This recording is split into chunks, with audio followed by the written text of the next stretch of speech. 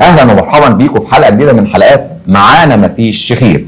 حلقه النهارده هنتكلم فيها عن الشخير والطلاق، الشخير والمشاكل الاجتماعيه. الشخير والطلاق ليه؟ هو اللي بيشخر بيطلق ولا في علاقه بين الشخير والطلاق؟ لا، هو الشخير مش علاقه طرديه مع موضوع الطلاق، لكن المشاكل الاجتماعيه اللي بتنتج عن موضوع الشخير ما بين الزوجين، سواء هي اللي بتشخر هو اللي بتشخر، الحقيقه مشاكل كتير جدا. وكلنا لو اي زوجين شافوا بينهم مشاكل كده، وزي ما بيقولوا كده يعني الحياه مش ماشيه معاهم كويس قوي وفي بينهم مشاكل، يدعبسوا كده شويه هيبصوا يلاقوا ممكن هو يكون ما بينامش مرتاح بالليل، بينام ويفتح بقه في شخير في خنقه، او هي كذلك. طب ايه العلاقه؟ العلاقه الحقيقه ان زي ما بنقول ان الشخير وقله الاكسجين بتخلي المريض بيصحى الصبح زهقان وكسلان وتعبان، يروح شغله تعبان، يروح عمله تعبان، يركب عربيته تعبان، يرجع همدان وكسلان ومش شايف قدامه.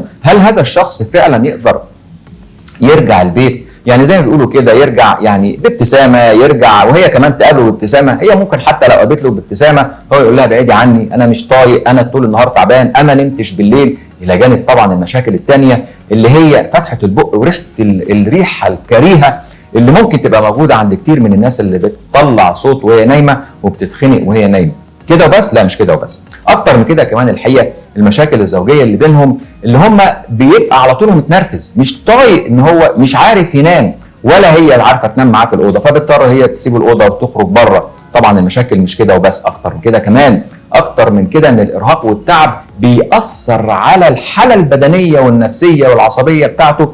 للاسف القدره الجنسيه بتاعته بتبقى مش على القدر الكافي، فللاسف بيحصل بينهم مشاكل جامده جدا. وللاسف برضو من عاداتنا وتقاليدنا ان احنا ما بنتكلمش في المواضيع دي، بنفتكرها ان هي مواضيع لا عيب، لا ما ينفعش، لا ما نتكلمش.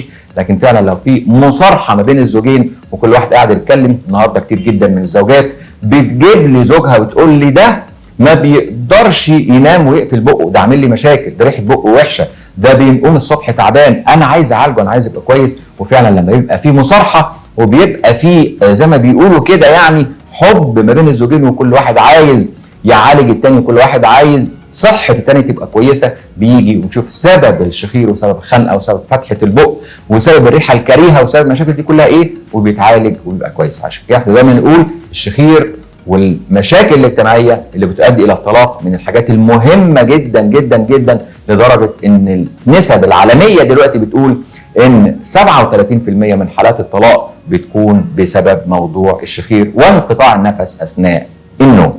مع تمنياتي بالصحه والعافيه، دكتور هشام ابراهيم.